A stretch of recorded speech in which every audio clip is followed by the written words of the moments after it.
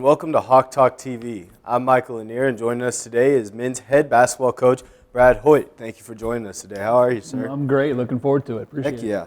So, season just ended the last two games on a two-game win streak.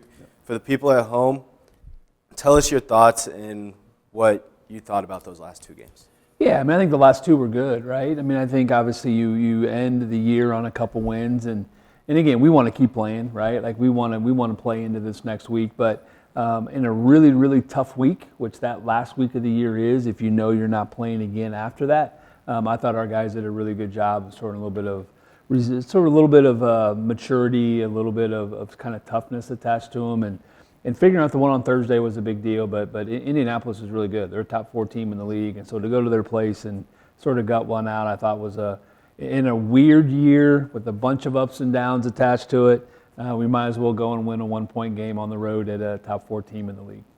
And staying focused, it's hard to do towards the end of the year, like you said, especially whenever you're not making the tournament. One of those guys that we talked about all year long staying focused, Terrence Steins. In that game against Lewis, had 20 points, 10 rebounds, good double-double towards the end of the year. Along with him was Ethan Bolton with 19, Cameron Kincaid with 15. Did you see those guys? Were you expecting them to step up big like that in a game? Yeah, in a lot of ways, yeah. And I think in order for us to have success with the result, those are 3 of the guys that have to play really well for us. And Tiernan's been a little bit of a tear offensively. Like just ability to make shots the last 3 or 4 weeks had been a really, really high level. And so see the ball go in for him early in that game was a big deal. And then he made some really, really gritty plays kind of as the game went on. And then again, Bolt and Cam and those guys. And you talk about Cam and EB, which are our 2 seniors. I thought they both played really well on the road to kind of end their college career as well. And going to you, Indy, top 4 team, really, really good team. They're good. What were your thoughts about that game?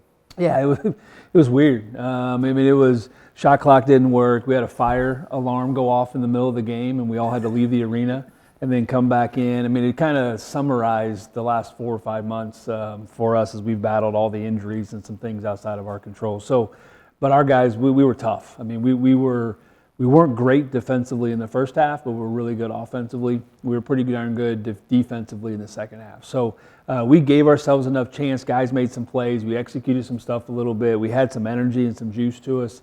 But that's a really good team. They're liable to win a couple games in the tournament this week, and they were playing for a seed. It's not like they weren't playing for something. They were trying to be in that 3 line instead of the 4 line.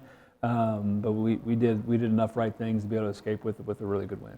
Yep, it was a really good, gritty win that, makes you look positive towards the future, which is where we're going to head. Now that it's the offseason, what will the offseason look like for you, your coaching staff, and your team? Yeah, it doesn't stop, right? And so now we're in retention and recruiting mode. And in this world of NCAA recruiting and retention is a conversation, right? And so there's going to be some adjustments there. It's just the nature of the beast a little bit. And then recruiting and trying to bring great fits into this community and onto this campus and into our program. We felt very, very comfortable going into the year that we had a group of humans that we thought could really, really make a run at this thing. And injuries kind of put us in a really tough spot, especially early in the year. And we're going to do it again. We're going to get some guys that fit this community and fit our campus in a really big way, and we're going to take another swing at this thing. And so it doesn't stop. It's still about relationships. It's still about planning and being strategic all the way through and retaining the guys that we think are great fits that want to be here, and then go recruit some young men that come represent this university in the right way. With the off-season happening, we'll get your mind a little bit away from basketball for a little bit. What do you enjoy to do during the off-season whenever you do have a little bit of free time? I know recruiting's wild and all that stuff, but what does Coach Hoyt like to do? We got plenty of time, right? So, again, my youngest is a freshman, so we got AAU basketball. So I'm going to be in the gym chasing his tail around.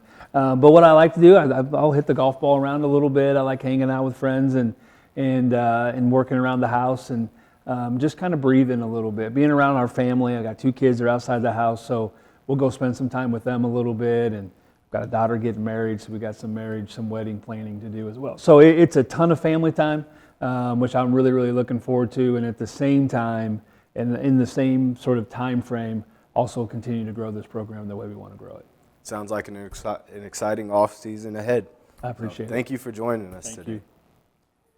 Now that the season's over for the men's basketball team, that doesn't mean sports is over. Be prepared to head outside because spring sports are upon us. That's all we have today for you from Hawk Talk TV. Thank you for joining us, and make sure to check out more stories and highlights at QUmedia.net and on our social media platforms such as Facebook and Instagram. Have a good day.